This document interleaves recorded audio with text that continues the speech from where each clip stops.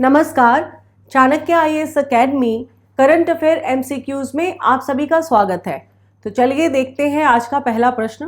पहला प्रश्न है, ग्रामीण भारत में प्रारंभिक शिक्षा की स्थिति रिपोर्ट निम्नलिखित में से किस मंत्रालय के द्वारा जारी की जाती है?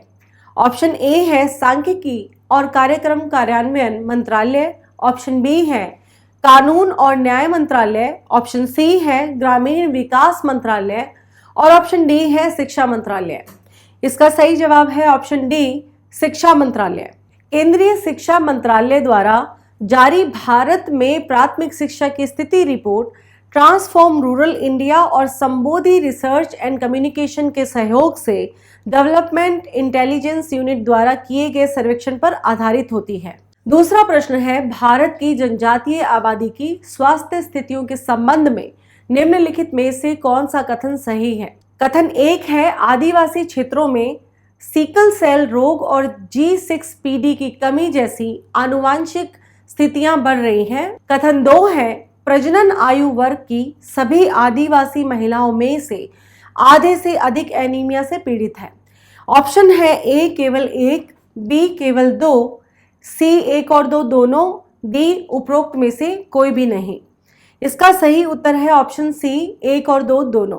हाल ही में स्वास्थ्य मंत्रालय ने कहा है कि आदिवासी इलाकों में सिकल सेल रोग और G6PD की कमी जैसी आनुवांशिक स्थितियां बढ़ रही हैं और कुष्ठ रोग, तपेदिक और हैजा जैसी संक्रामक बीमारियों के उच्च प्रसार के अलावा इन क्षेत्रों में उच्च रक्तचाप का प्रसार भी अन्य सामाजिक समूहों की तुलना में अधिक था। पैनल ने कहा है कि प्रजनन आयु वर्ग की सभी आदिवासी महिलाओं में से आधे से अधिक एनीमिया से पीड़ित है। तीसरा प्रश्न है, भारत में तपेदिक के अधिकांश नए मामलों के लिए निम्नलिखित में से कौन सा जोखिम कारक जिम्मेदार है? ऑप्शन ए है मधुमेह, बी अल्पपोषण, सी HIV संक्रमण, डी धूम्रपान और शराब। सही उत्तर है बी अल्पपोषण। ट्यूबरक्लोसिस के जोखिम कारकों में हर साल नए टीबी के 40% से अधिक मामलों के लिए कुपोषण जिम्मेदार है, जबकि मधुमेह, HIV संक्रमण, धूम्रपान और शराब जैसे अन्य जोखिम कारकों पर भी ध्यान देने की आवश्यकता है। एक जोखिम कारक जो सामने आता है वह है अल्पपोषण। चौथा प्रश्न है, एशिया में जलवायु की स्थिति रिपोर्ट किसके द्वारा जारी की गई है? ऑप्शन ए है WMO, बी IPCC, सी UNEP, डी WEF। इसका सही उत्तर है ऑप्शन ए WMO।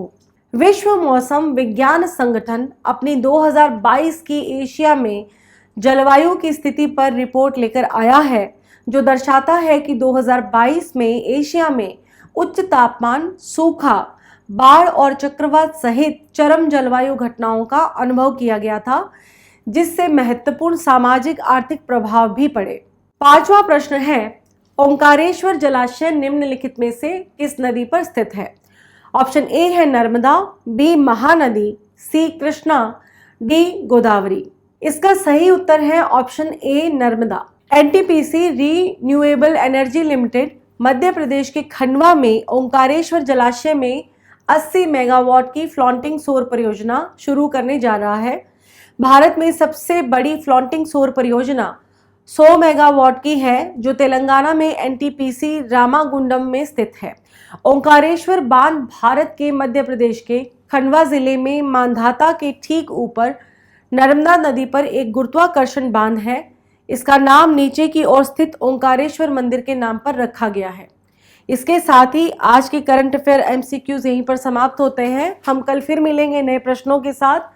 आप हमारे YouTube चैनल को लाइक, शेयर और सब्सक्राइब जरूर करें। धन्यवाद।